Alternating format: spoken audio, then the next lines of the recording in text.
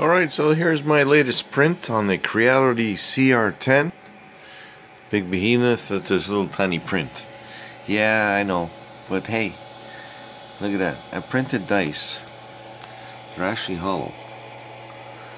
And you can see through them. Nice set of 6 dice. I printed it with a brim on the glass bed on the aluminum heated bed underneath. As you can see, I'll have to get this off here.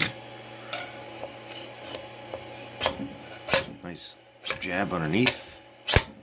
Easy to dislodge it. There we go. Oops. Oh, my clip's coming off. A little bit too much force. There we go. And these are the dice. Come out pretty good. The ones at the bottom.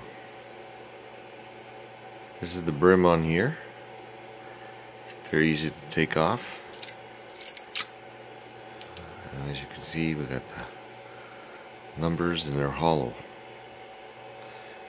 And look at that, it came out really nice.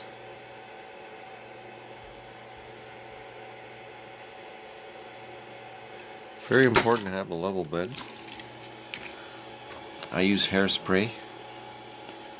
Keep repeating, but hey, maybe you're a new guy on this video. This is the Creality CR-10. What I have to do is every time I start a new print, I level. Make sure it's level properly. You never know. And then you get success. Such as this. So I'm going to be taking this, cleaning it up, and off to the races. So this is on Thingiverse, if you want to look it up. Just look up dice. You'll see a whole bunch of variety. This is one of them. If I find the link, I'll post it below.